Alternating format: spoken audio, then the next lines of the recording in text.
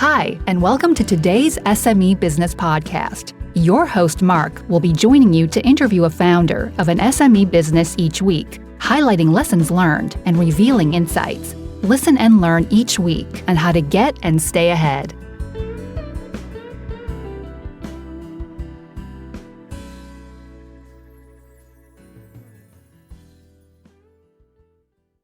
Hi, dear listeners. Thank you for tuning in for the next episode of the SME Business Podcast. Today we're joined by Jan Cavelle. Jan Cavelle is a semi-retired entrepreneur turned author and writer. Jan has been doing this for 4 years with 10 years experience altogether. Welcome to the show. Mark, thank you so much for asking me on the show.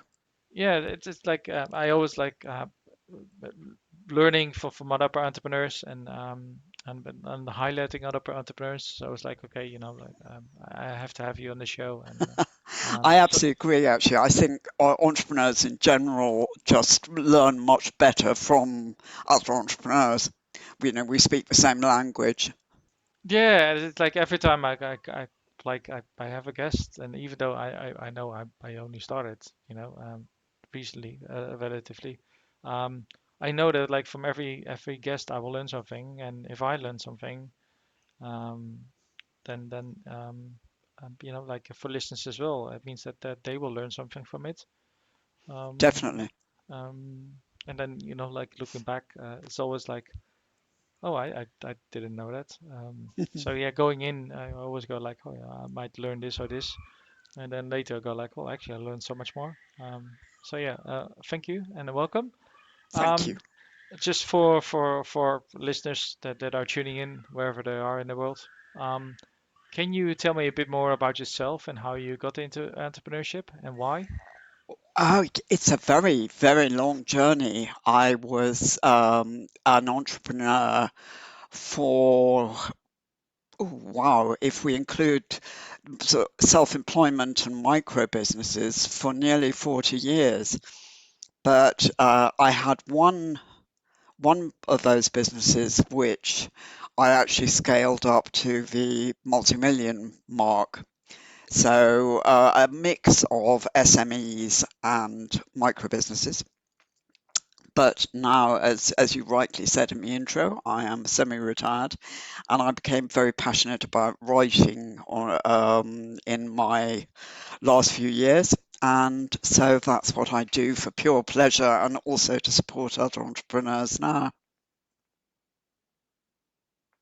Yeah, and that's great, like having a storied career, having done so much, having run multi-million pound businesses, and then being able to position to support other entrepreneurs with your skills. That's always great. Um, it's like like a role model of like hopefully in the future I'll be able to get to the point where I can do that as well and say, hey, I had got a multi-million pound company, and now I am going to be semi-retired. So bit of a I'm sure you'll get there, Mark. yeah. One day I'll get there. Um, so I was wondering as well. So why are you such a passionate supporter of enterprise? That goes back a fair while too. I got involved in originally in a government campaign, and I was trying to work out actually who was in power, which gives you an idea of how long ago it was, when it was started, only over Christmas. And I think it might have even been in Tony Blair's day, but whenever, it was a fair old time ago. And I was one of the first 50 women chosen to represent the UK in an EU scheme to promote enterprise. At the time, and being an entrepreneur wasn't a very well-known career. Nobody had particularly heard of it, or very few had, to be more accurate. And we were all tasked with getting out there and inspiring as far as we could entrepreneurship in schools, colleges, business meetings, wherever. And I was thrilled to be involved.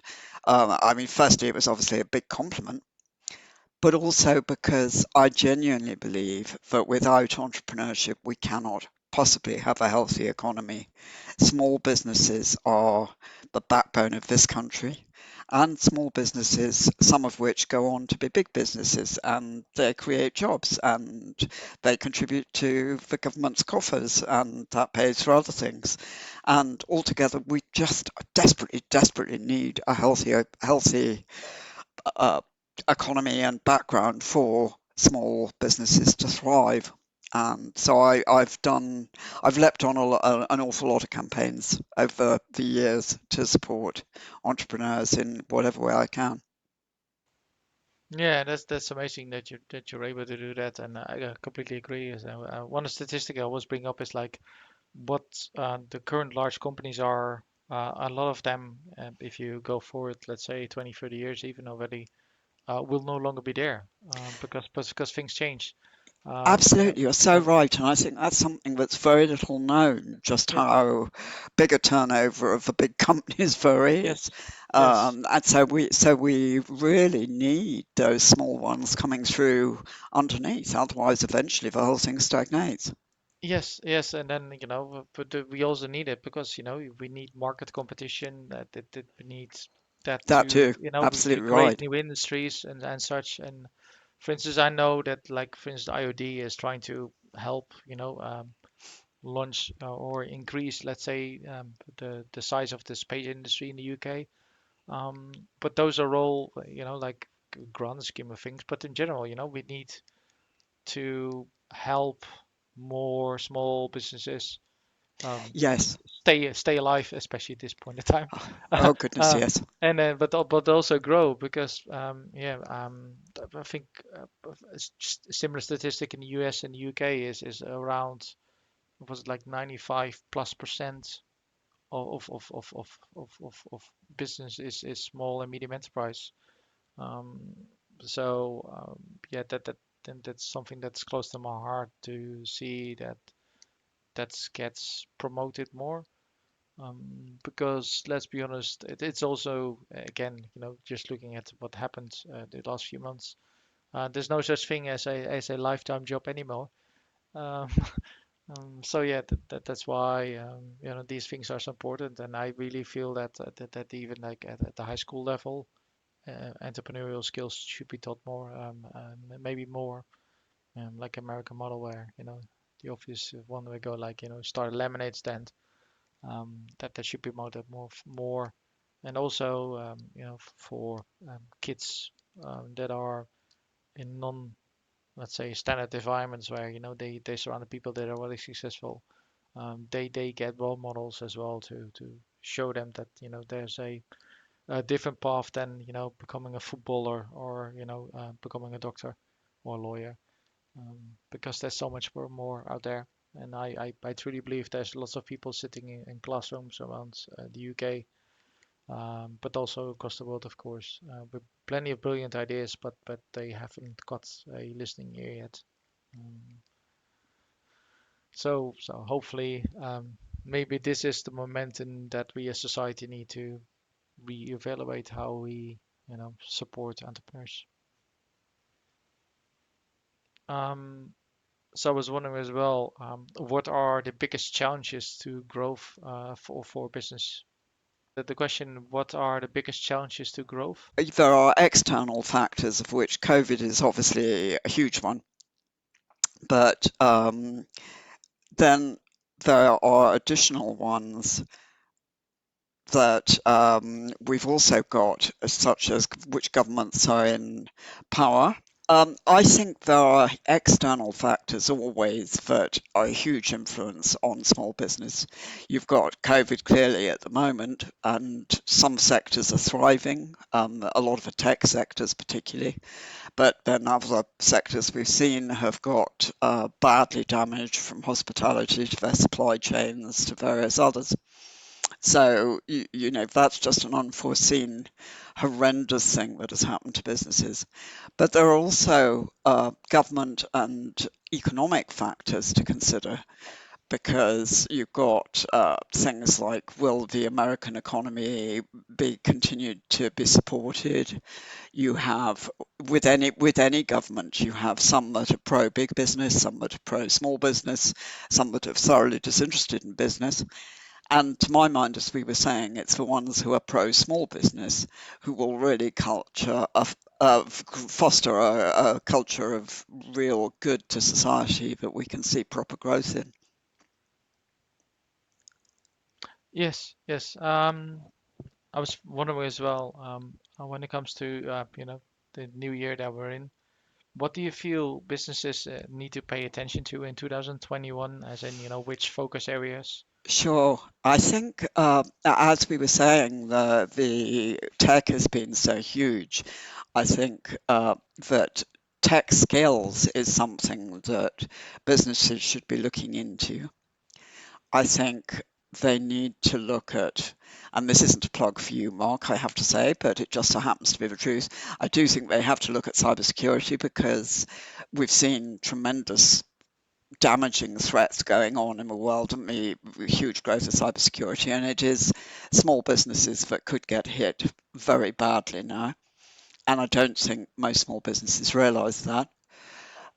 Then, in addition to that, they want to look at AI because AI is revolutionizing itself in at such a rate, and a lot of the stuff that they will have is going to be out of date and very second rate in comparison to what their richer competitors have got. And finally, they want to look, well, no, actually, there's a never-ending list, really. They want to upskill themselves, I think, because everything's changing so fast.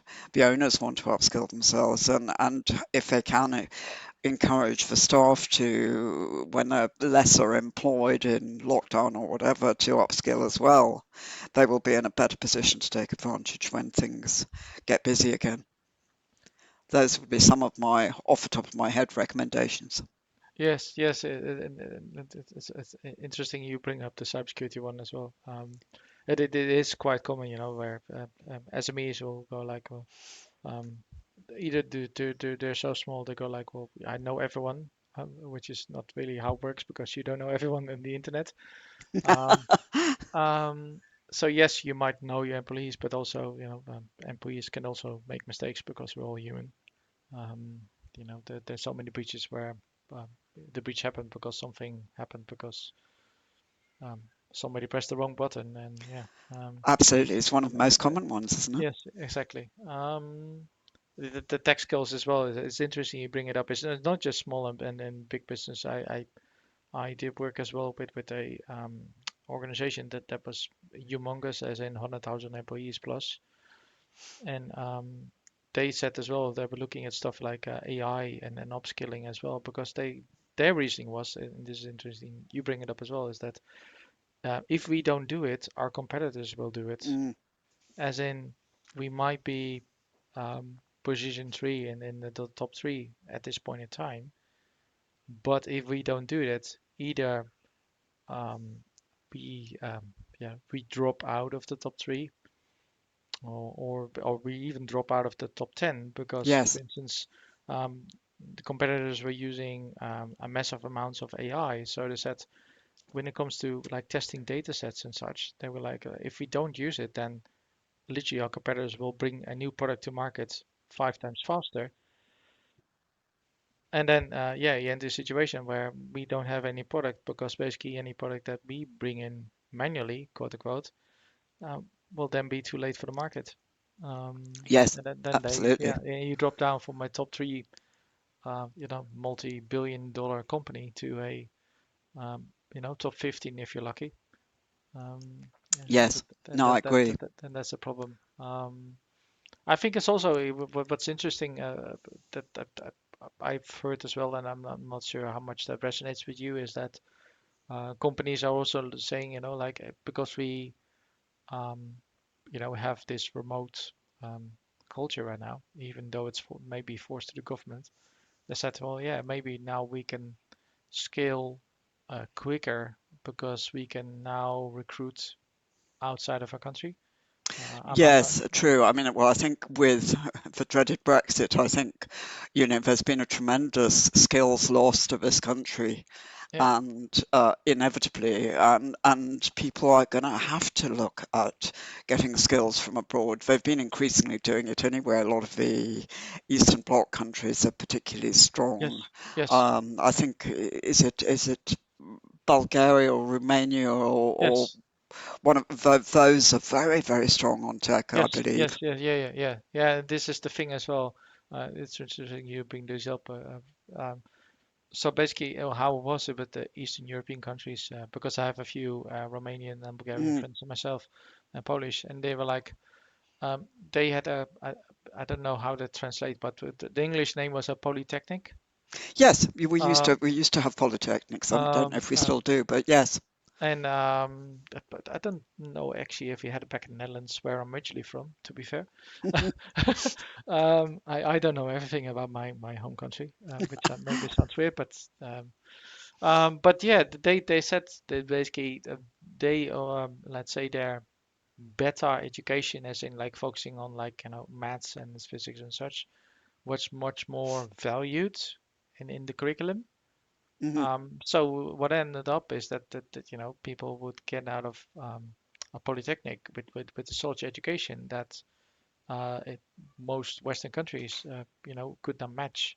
Then the problem initially was is with those countries, because I've done like threat intel work in the past and such, is that what happened is that you had these talented people, and they couldn't find a job, as in the regular job sector, if you will. Yeah, So they turned into attackers, if you will, yeah. because they were highly skilled, but they literally couldn't find any legit work, if you will. And they're like, oh, I still have a family to feed, so yeah, but you know what, I just have to do this. Well, And then this is the interesting bit, because now I think it was like Bucharest, which is, I always forget, I think that's Romania, but excuse me if I got it wrong. But they actually started a cybersecurity hub now, which if you look at people, and of course, you have to get on with the times. But if you said like 10 years ago that you would establish such a hub there, people would laugh at you, because they'd be like, yeah, but why would you do that? And now it completely makes sense, because um, the cost of living is lower, and you have highly skilled people. So mm, why not? Um, absolutely, and give them an incentive to stay on the right side of the law. definitely, So yeah, definitely. We could do with a similar scheme here. exactly. Yeah, so hopefully, the government listens. I want to get to the point where, like one of the questions I have after this is around governments and such, but um, is that government officials, even if it's just, a civil servant, literally starts taking notes and then like starts compiling it. That's what I'm hoping for. I can, Optimist. Well, we yeah, can but hope. I can always hope. But yeah, that's the idea. And then, governments listen, they're like, okay, how can we do better? Um, I was wondering as well. I read something about a book. Can you tell me more about your book and what it's about and when it's coming out? I can, Mark. It's called Scale for Success. It's out on the 4th of February, published by Bloomsbury, and it's about scaling a business, curiously enough, which of course used to be very much growth with help from outside finance and is now really just a term for sustainable growth. But you've got, in particular with businesses, there is a big leap between 1 million and 10 million that is one of the people who contributes to the book calls it the death valley for businesses. And you've got this tremendously difficult pass from that 1 to 10 million that people have to traverse, or they don't. They slip back and they become lifestyle businesses again, Yes. Yeah. or or worse. And it's because I think it's such a very different animal running a business at the multi-million big sort of it depends a bit on sector, so one can only generalize on the figures. But from 1 million and up, you are talking about a huge change. and it just is a very different thing, and it's not for everybody, and it's not for every business. No, no. So I struggled with it when big time. I bounced around on that, not getting anywhere for a very long time, which was not a very good thing to do in lots and lots of ways. And but I did do a lot of learning during that period. And so when I started writing full time, I very much wanted to go back and put those experiences, good and bad, success and failure, to good use, and get some answers as to why it is so hard, and hopefully share those with other entrepreneurs and enable them to get through it with a lot more success than I did. That yeah, that sounds like some brilliant reasons to write a book. I've like I'm trying to do the same. I'm rewriting a book actually. So Wow. I got to a final draft, and actually the audience completely changed, which is funny. Um, I originally wrote it for a boardroom audience, Mhm. um, and then to be fair, I didn't necessarily um, get the audience, if you will. Yeah. Because they go like, well, like, yes, you might know what you're doing, but you are not a current CISO or such, and so they were not necessarily like willing to listen Mm. to me. And then I was like, the funny part is that actually one of the reviewers went then like, you know what? Actually, what you wrote is like more a book for new businesses or small businesses. Mhm. And which is kind of funny because like that was like my one of my frustrations where it's like, oh, but nobody cares about the small and medium enterprise. Well, the Uh, more it, we can do, people yeah, like hopefully you and I can yeah. do to help them, but it goes back to the better for the economy overall. Yes, yes, yes. Because we need not just the small, not just the big companies. We need the small companies as well. And Definitely, we do champion them.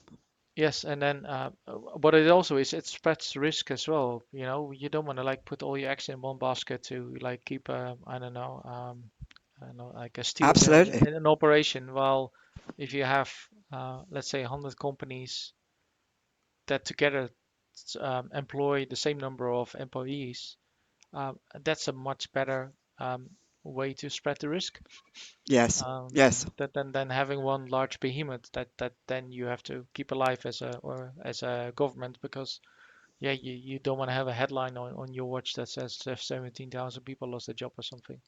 No, no, Uh, nobody wants to see that for anybody's exactly. sake. Yeah. So yeah. Again, hopefully, governments start listening. So this is where my question comes in. What could governments around the world do better to help small businesses grow? I think they need to, well, they need to prioritize small businesses for a start, which a lot of them don't do. I think they want to listen a lot more to small businesses.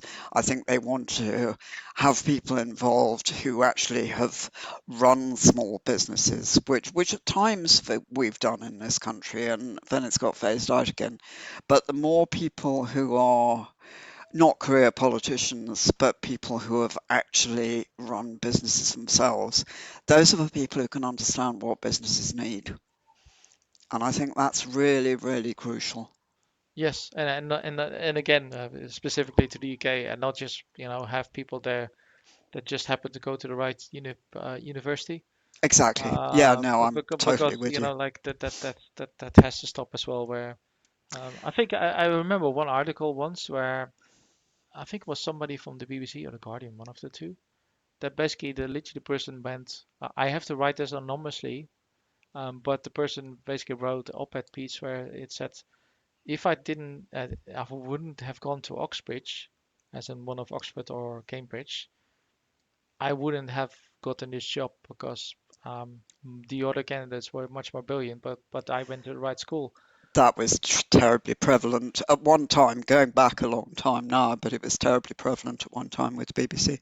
Yes, and I think that's if there's better representation, then entrepreneurs all around the country as well will be, what this person actually represents me, um, Yeah. and not just somebody um, that that comes out of university with the right connections for life, that kind of thing. Yes, definitely, And then definitely. people will be like and I'm not sure, like I'm not the person like to say nominate X or Y, Yeah. because sometimes you have an image of a person and you go like, well, this person would be great, and then you know the person might come in there and be like, oh, that was a bad choice. So maybe more like a committee kind of thing. Yeah, Um, like I say, we've done it in the past. One of the contributors to my book, because I felt I didn't have enough expertise by any means myself to really help people as much as possible. So I involved 30 other entrepreneurs from across the globe. And one of them, Stephen Kelly, used to be COO of a government, and that was in the days when we had a very pro small business involvement, and he came from businesses that had gone from startup to publicly floated, but I mean he understood what it was to be in a startup, and so which was ideal. But we don't have the equivalent of that now, I don't think.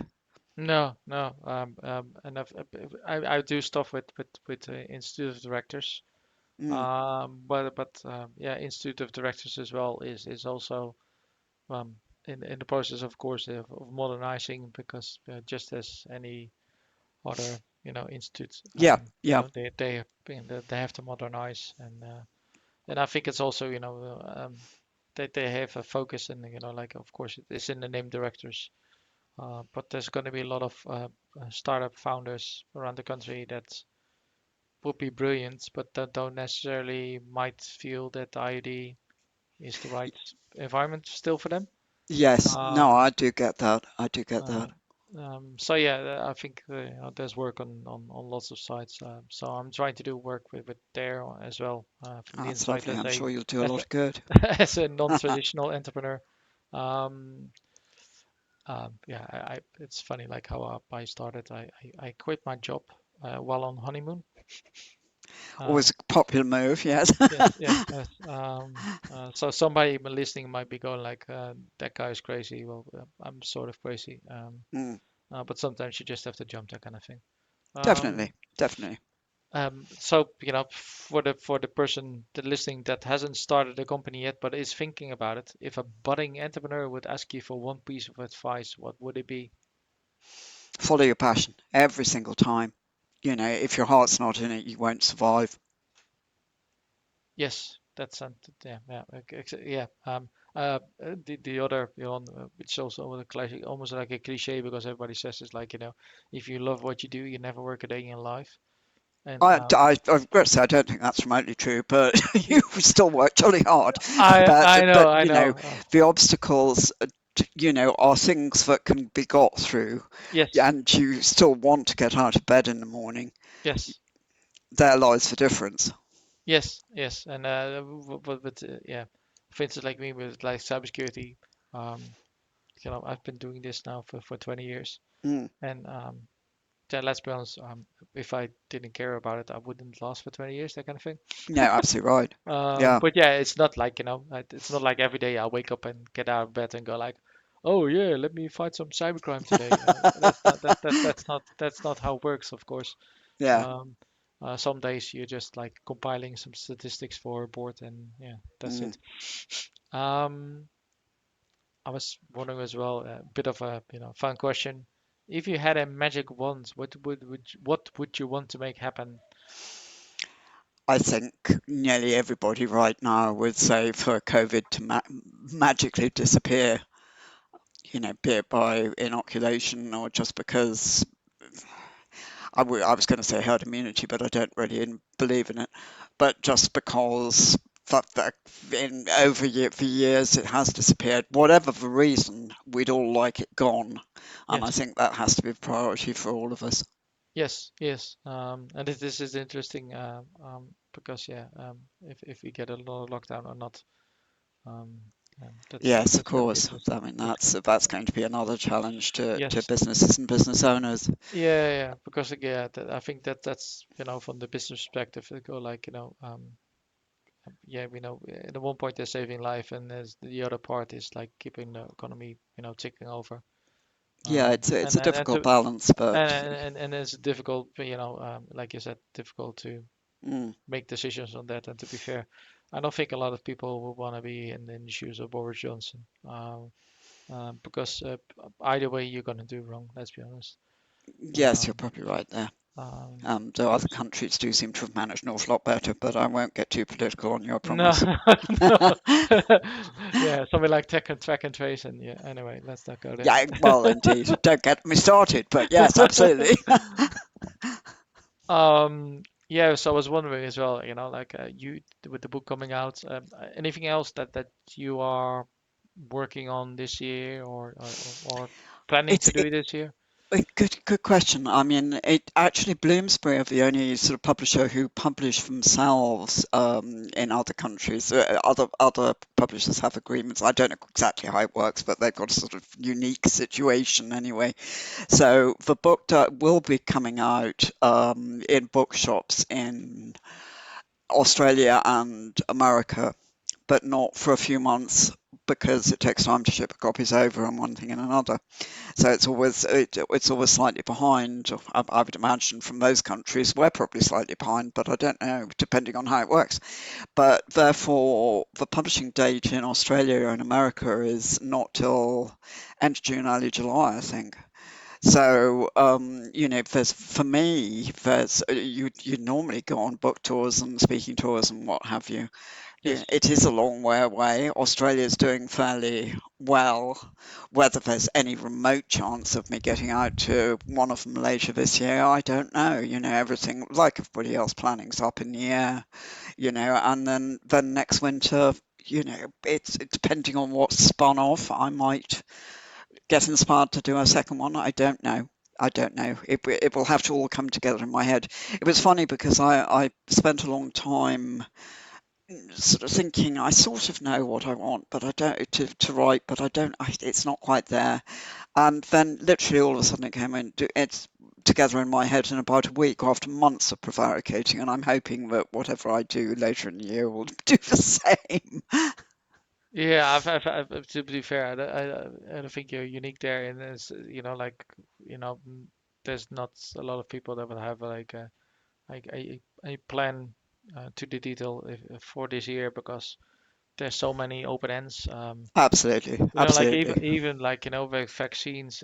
Let's say the vaccines are as effective as they the percentage say they are. Can we actually roll it out in a sufficient pace that actually has effect Well, economy wise for this year, or is it a question where really the first 6 months of the year are already written off in a I way? think, to be honest, I Yeah, think the first 6 months probably are, but on yeah, the other yeah, yeah. hand, I have to be honest and say equally, Israel's managed it. Why can't Yes, we? yeah. But it's funny you bring up Israel. I had somebody that said with Israeli passport is like, yeah, I'm going back home Yeah, because I can get the vaccine already. yeah, Um, but I think that it's the size of the population, of course.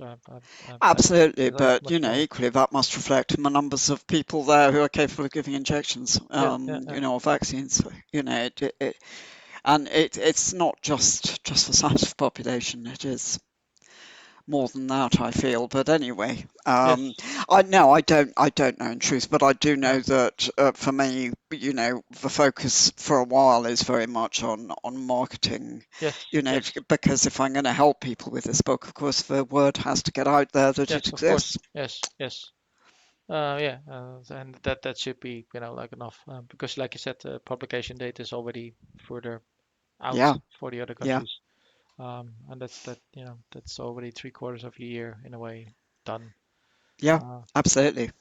But and just then 4th of February in this yes, country. and then next year like a TV show or something. Well, who knows, Mark? Who knows? I don't know. I've done a few guest sort of Uh, TV shows on American TV, but they have so many sort of small channels that it's slightly different over there.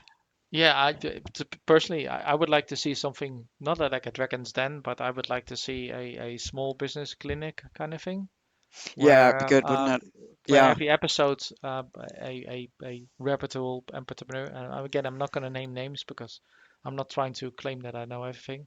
Basically, you have a reputable entrepreneur that goes into a company, sits down with the founder, go like and of course don't have to reveal all the financial details on camera, of course.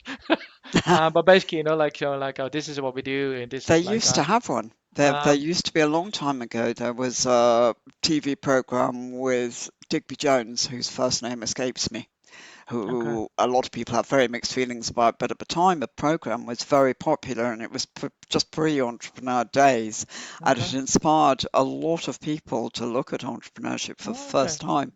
Yeah, I'm afraid that might be before I came to the UK. I mean, as I say, it was an awful long time ago. Yeah, because I've been here for I think 7 years now. No, we're talking, whoa, whoa, whoa. No, we're talking probably Oh, okay. 25 Yeah, yeah. No, years ago.